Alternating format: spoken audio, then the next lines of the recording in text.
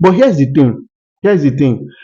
Have you realized that when you go to Caribbeans, you see and Black America, they answer names like you can see names like Thomas Jefferson, Cameron Diaz, Henry Matthews, Matthew Mark.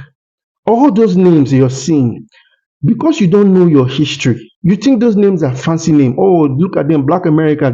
His name is Denny Warwick. Let me tell you something.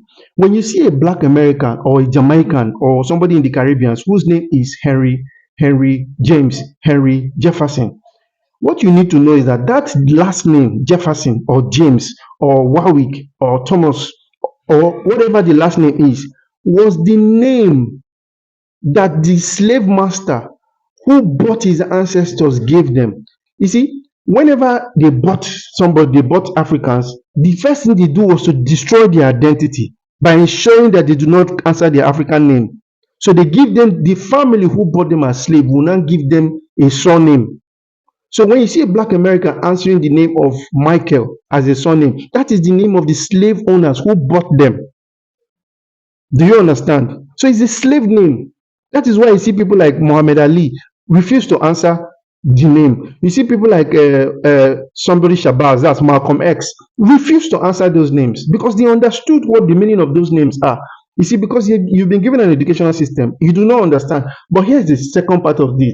The second part of it is Africans. When you see like Africans, you see them, they answer names like Henry, Victor, David, Matthews, James, Linda, all these names that you are answering, including myself. So it's not like I'm exempt.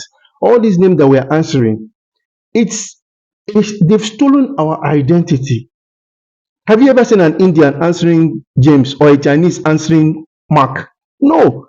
An Indian, their name is Mahesh. Were they not colonized by the British?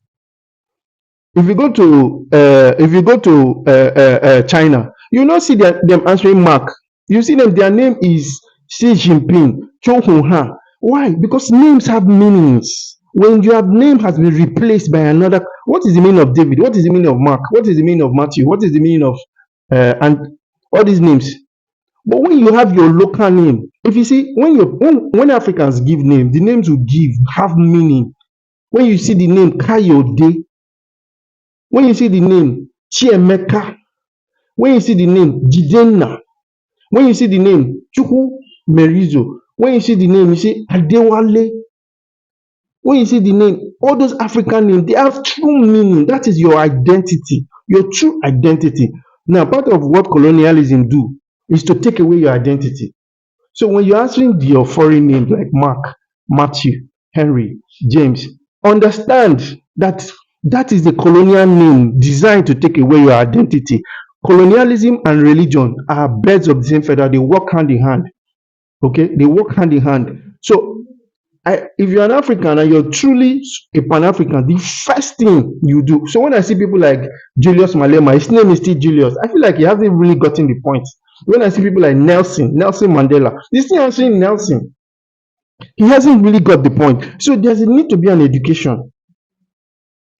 The first thing is to drop those names and answer your local African names, because that is the even Ibrahim Traore, that Ibrahim is answering is still an Arabic name. There's a name is Burkina. See, the first thing Thomas Sankara did was change the name of Burkina Faso.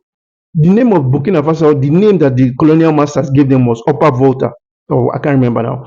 But he changed it to Burkina Faso. Burkina Faso means the land of the upright men. That means the names matter. Names have meaning. So the first sign, the first step to cleaning Africa from all of this is, first of all, you need to drop the names. And of course, it's already in your documents, so it's difficult. It's almost impossible to change your name. However, you still have an African name. You can project your African name forward as your first name, because that is your true identity. That is the representation of your ancestry. David, Henry, Mark, Matthew, all those names are not, those are colonial names that were imposed on you to take away your true identity. Your true identity is Kayode, Chukwuemeka, Malema, Madiba, and all the names, all your local names. That is the true identity. This is a food for thought for brilliant minds. It's not for